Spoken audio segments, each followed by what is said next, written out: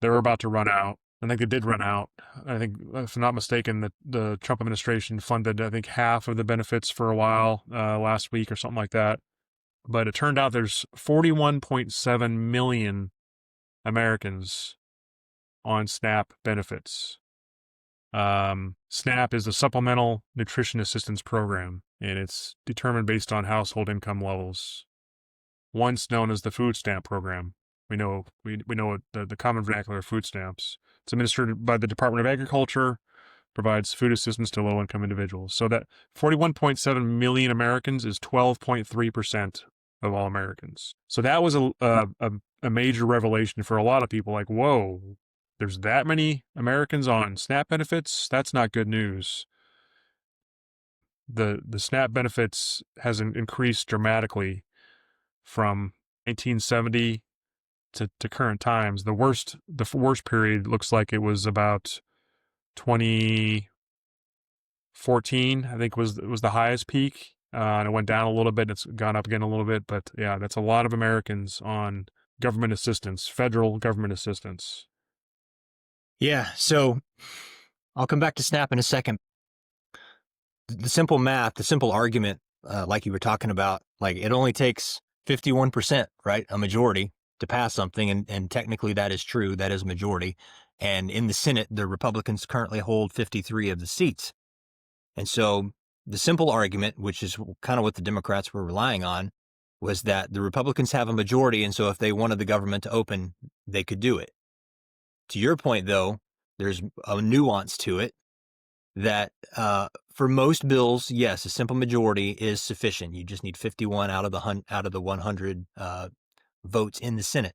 However, one of the tools that are available in the Senate to the minority party is this thing called a filibuster, which is just an extended debate.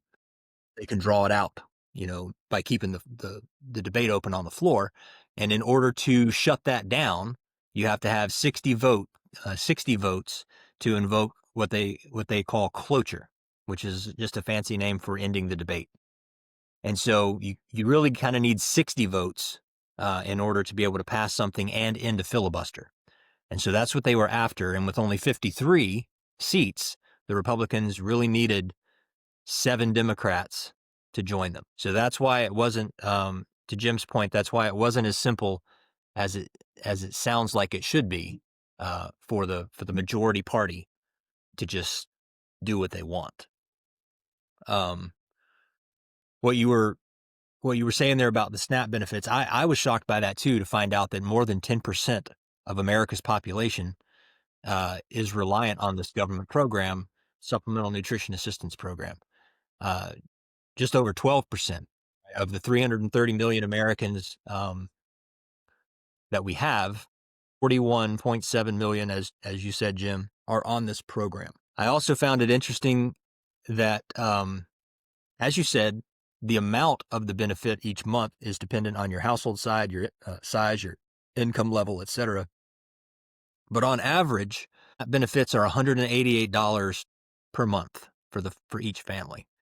And so if you do the math, if you have 41.7 million Americans on this benefit at $188 a month each, that's $7.8 billion a month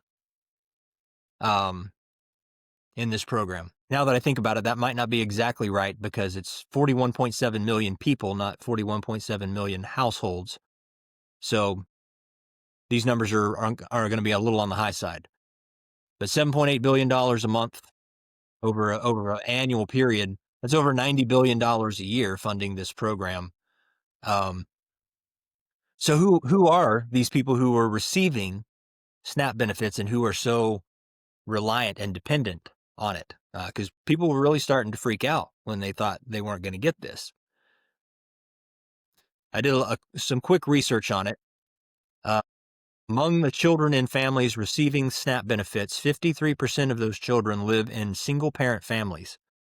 And of those, 49% are mothers, single mothers who are either divorced, separated, or were never married.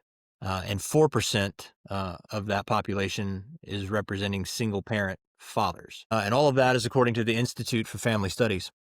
So the vast proportion, the vast majority of families receiving SNAP benefits are single parent families. And it just harkened back in my mind to a conversation we had several weeks ago about the sad state of families in America and the need to revive the American family and to strengthen it, because this is a great example of what happens when families dissolve.